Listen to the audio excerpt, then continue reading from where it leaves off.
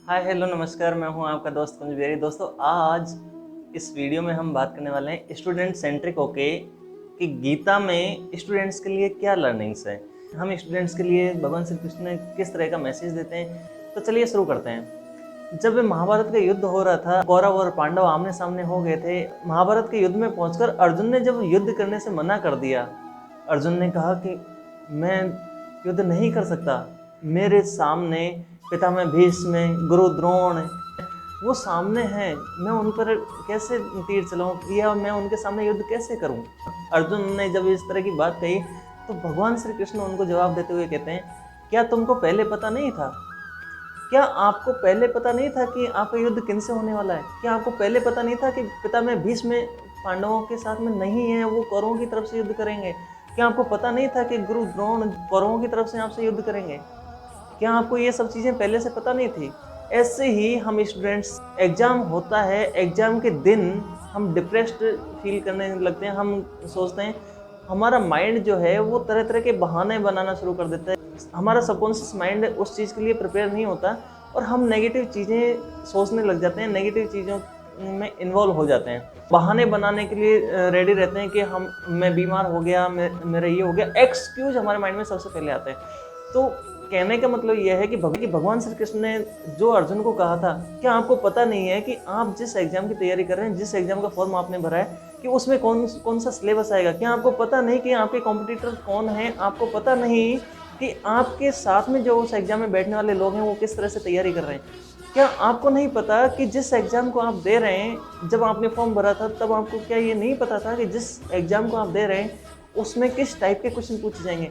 तो ये सब चीज़ें जब आपको पहले से पता थी और जब आप एग्ज़ाम हॉल में आ चुके हो, अक्सर लोगों के माइंड में यही कन्फ्यूजन रहता है। एग्ज़ाम हॉल में वो डिप्रेशन में चले जाते हैं, एग्ज़ाम हॉल में वो अपना सारा कॉन्शियसनेस खो जाते हैं। और सिलेक्शन इस बात पे बहुत ज़्यादा डिपेंड करता है कि आपकी कॉन्शियसनेस जो है वो एग्ज़ाम हॉल में कितना काम कर रही है।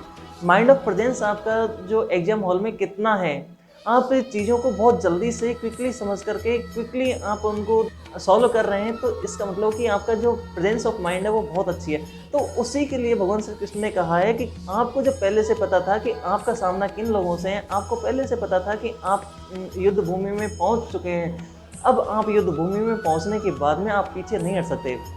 ठीक वैसे ही जैसे आप एग्ज़ाम हॉल में चले जाते हैं और आप एग्ज़ाम दे के ही जितना टाइम एग्ज़ाम का है उससे पहले आप नहीं निकल सकते हैं, वैसे ही भगवान कृष्ण अर्जुन को समझाते हैं कि आप अब युद्ध से पीछे नहीं हट सकते, आपको युद्ध करना ही पड़ेगा, या तो मारना पड़ेगा या मरना पड़ेगा।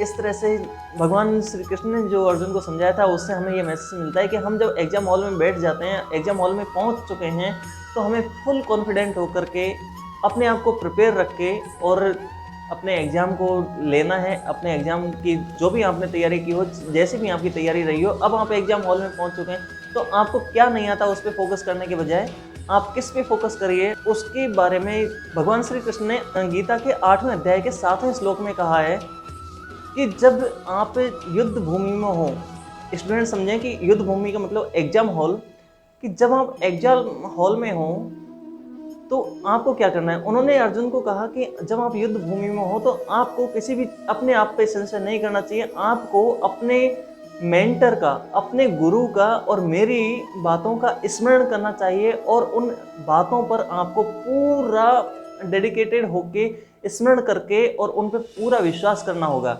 अगर आप इस तरह से करते हैं तो आपकी जीत में कोई संशय नहीं रहेगा।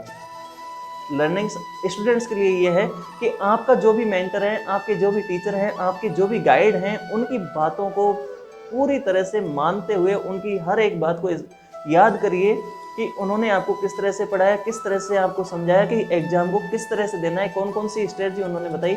तो आपके लिए एग्ज़ाम क्रैक करना बहुत आसान हो जाएगा।